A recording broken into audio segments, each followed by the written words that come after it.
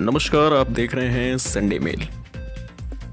UP में church और bishop बन गए हैं चर्चा के विषय।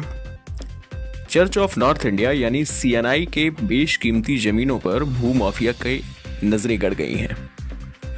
चर्च प्रबंधन से जुड़े लोगों की मिली भगत से जमीनों की बिक्री शुरू हो गई है। इस मुद्दे पर उत्तर प्रदेश के कई जिलों में हंगामा मचा है।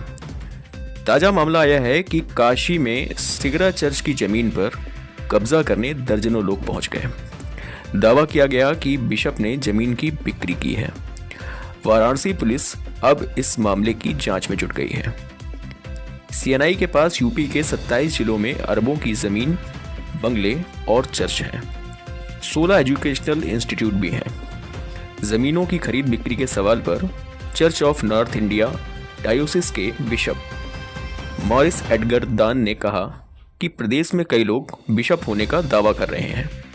ऐसे लोग फर्जी बिशप बनकर घूम रहे हैं। इनके खिलाफ पुलिस और कोर्ट तक जाया जाएगा। उनका दावा है कि उनके खिलाफ साजिशें हो रही हैं। संडे मेल से बातचीत में उन्होंने बताया कि अंधेरे की औलादें रोशनी से डरती हैं। मेरे खिलाफ कई साजिशें चल रही हैं और जल्द ही इनका पर्दाफाश किया जाएगा। खड़ा करते ये बोलने वाले जो लोग हैं उन्हीं के लोग हैं, चर्च ऑफ इंडिया वाले। ये उल्टे सीधे स्टेटमेंट देते थे। चर्च ऑफ इंडिया है क्या? ये पुरानी संस्था थी, मूल संस्था चर्च ऑफ इंडिया थी। जब अंग्रेज चले गए तो उन्होंने कहा CNI इज आवर सक्सेसर। उनका वजूद खत्म हो गया, ये ठंडे पड़े हुए थे, अचानक से उठ गए। कब्र में से मुर्दा निकल आए। कब निकल आए किसी को नहीं मालूम। आपको लगता है कि भूमाफिया इसके पीछे इन्वॉल्व है? बिल्कुल, पूरी तरीके से उन्हीं की साजिश।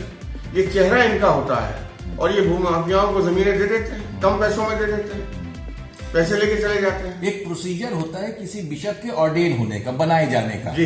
तो वो प्रोसीजर तो इनके साथ फॉलो हुआ नहीं है। किसी के साथ फॉलो ये रातों रात कहां से आ गए? Bishop of Ceylon, Pakistan. इसी का रोना है कि ये अपने आप को सेल्फ प्रोक्लेम बिशप्स बताते हैं। सिर्फ ना इनके पास चर्च है, ना इनका ऑर्डिनेशन है, ना इनका कॉन्सिक्रेशन है, कुछ भी इनके पास नहीं।